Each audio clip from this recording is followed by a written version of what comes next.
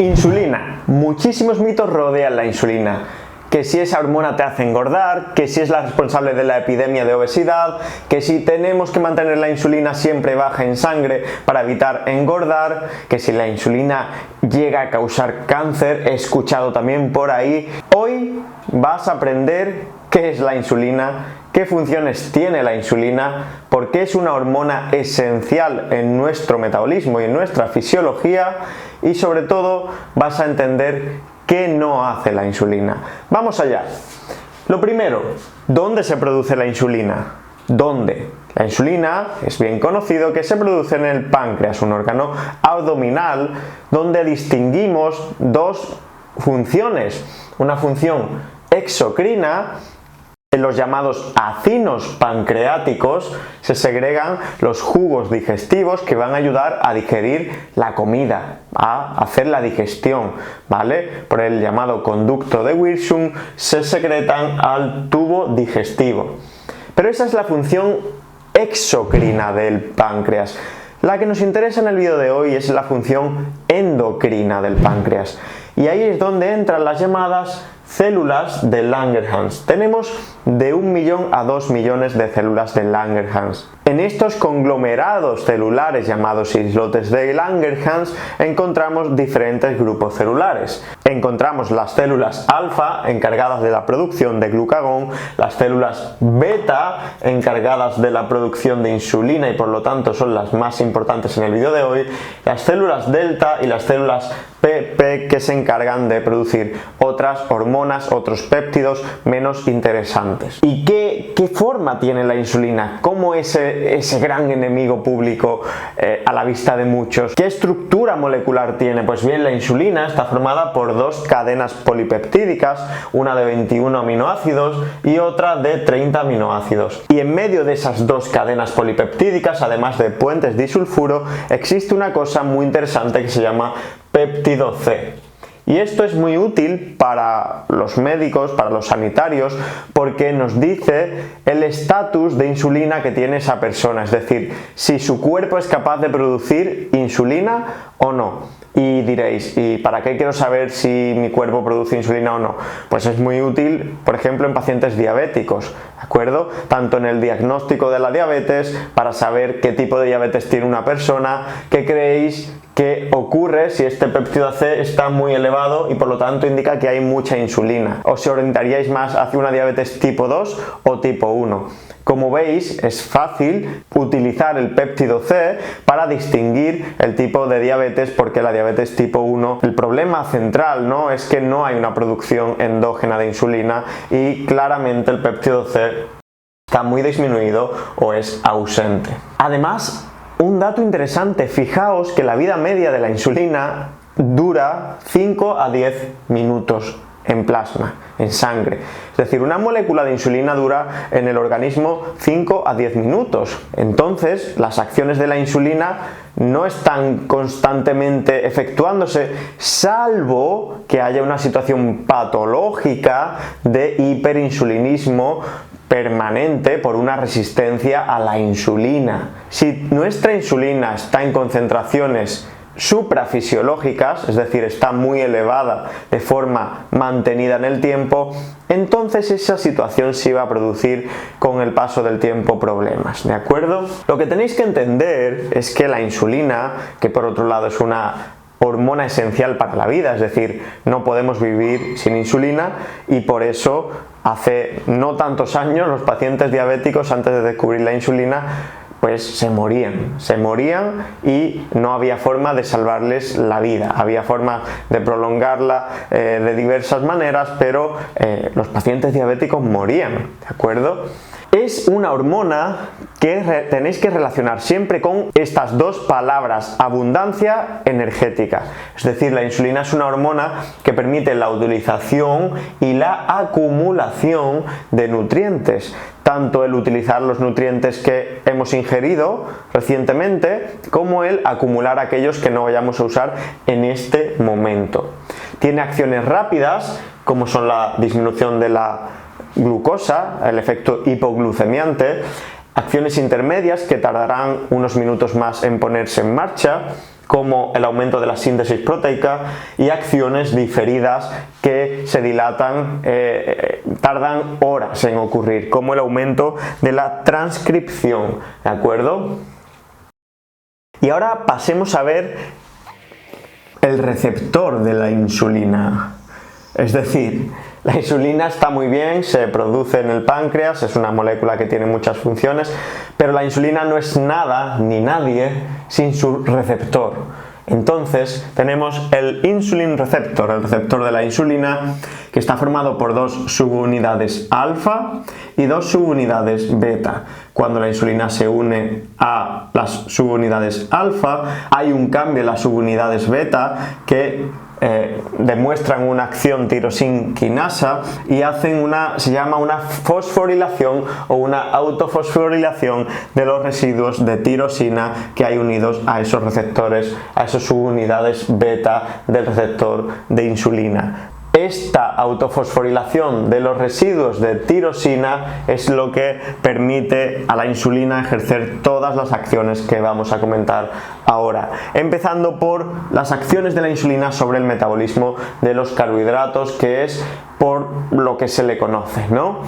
La insulina aumenta la captación y el metabolismo de la glucosa en el músculo, es decir, cuando ingerimos carbohidratos y segregamos insulina, aumenta el número de transportadores de glucosa en el músculo, de manera que la glucosa pasa por un gradiente de concentración, es decir, desde donde está más concentrada hacia donde está menos concentrada, y entra en la célula muscular para ser consumida por el músculo, para ser utilizada por el músculo. Esto en situación de ingesta, en situación postprandial. Después hay otra situación, que es cuando hacemos ejercicio, donde también aumenta el metabolismo de la glucosa dentro del músculo y también entra glucosa dentro del músculo, pero de forma independiente de la insulina. Es decir, repito, durante el ejercicio físico no necesitamos insulina para que entre glucosa en el músculo, porque se ponen en marcha unos receptores llamados GLUT4 que son independientes de la insulina. La insulina aumenta la captación y el almacenamiento de glucosa en el hígado, y aquí es donde entra el juego de palabras difícil de comprender, pero que no es tan complejo como parece. Hay un aumento de la glucógenogénesis, es decir, hay un aumento del glucógeno, favorece un aumento del glucógeno, del almacenamiento de glucosa en forma de glucógeno hepático. Nuestro hígado puede almacenar una buena cantidad de glucógeno hepático. No tanto como nuestros músculos, porque nuestros músculos pesan más que el hígado, si tenemos en cuenta todos los músculos del cuerpo, pero es una buena cantidad. También hay una disminución de la glucogenólisis, es decir, la lisis del glucógeno, la destrucción del glucógeno. Se protege el glucógeno por la insulina. Hay una disminución de la gluconeogénesis, es decir, de la formación de glucosa endógena, que se produce, como sabréis, porque habéis visto mis vídeos de ayuno intermitente, en situación de ayuno o disminución de aporte exógeno de glucosa, ¿de acuerdo? También hay un aumento de la síntesis de ácidos grasos en el hígado. Después de esto hay un aumento de captación de glucosa en el adipocito, en la célula adiposa.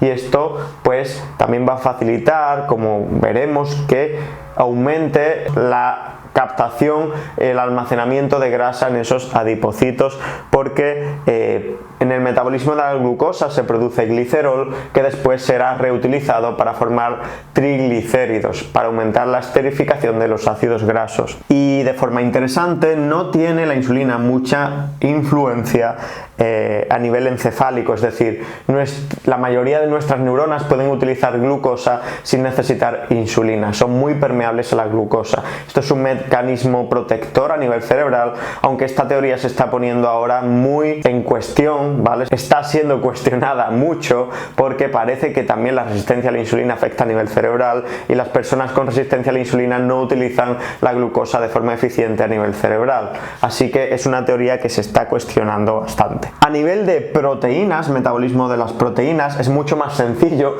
La insulina aumenta la captación de aminoácidos, ¿vale?, en el músculo, evita el catabolismo de esos aminoácidos, protege el músculo, evita la oxidación de esos aminoácidos y aumenta la síntesis proteica muscular. La insulina es buena para el músculo, aumenta la síntesis proteica, ¿de acuerdo? Por eso es difícil, no imposible, pero difícil, en una dieta cetogénica o en una dieta low carb, pues ganar músculo o ganar una gran cantidad de músculo. Y por eso los culturistas, pues además de hacer muchas locuras, porque muchos hacen muchas locuras con la insulina sin ser diabéticos, pero comen cada poco tiempo y comen carbohidratos cada poco tiempo, ¿vale? Para tener ese estímulos de la MPS en el músculo por parte de la insulina. Y a nivel de las grasas, la insulina favorece el almacenamiento de las grasas, disminuye la lipasa sensible a hormonas, que es una enzima, ¿vale? Es una enzima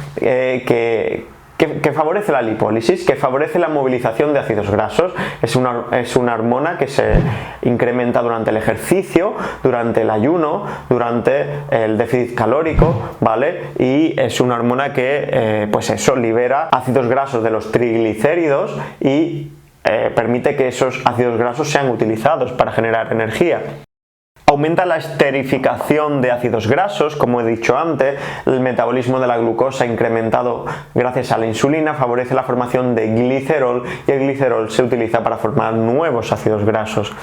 Y aumenta la lipoproteína lipasa. Esta enzima lo que hace es, en el vaso sanguíneo hay triglicéridos que viajan por la sangre, porque hayamos comido, por ejemplo, un chuletón hace media hora. Pues esos triglicéridos, gracias a la lipoproteína lipasa, son divididos, son escindidos a ácidos grasos, ¿vale? Liberan ácidos grasos y estos ácidos grasos van a los adipocitos para ser vueltos a almacenar en forma de triglicéridos. Es decir, el mecanismo de la lipoproteína lipasa es: cojo los triglicéridos de la sangre, formo ácidos grasos, digamos, libero los ácidos grasos de esos triglicéridos y esos ácidos grasos irán al adipocito y se volverán a formar triglicéridos dentro del adipocito. Aumenta la síntesis hepática, por lo tanto, de ácidos grasos, y esto es muy interesante para los ceto lovers, disminuye la cetogénesis.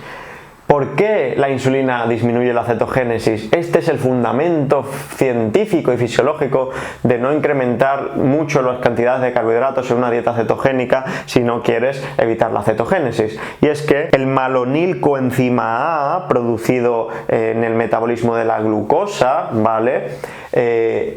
Inhibe la enzima aciltransferasa, y esta enzima es esencial para oxidar ácidos grasos en la mitocondria y para formar cuerpos cetónicos. Así que, chicos, un vídeo un poco más complejo de lo habitual, espero que os haya servido y aclarado dudas y pues que os haya hecho pensar sobre esos mitos y esas simplificaciones de la fisiología que, como veis, es muy compleja, ¿vale? Que se ven por ahí en redes sociales. El verdadero problema no es la insulina, ¿de acuerdo? El verdadero problema es la resistencia a la insulina.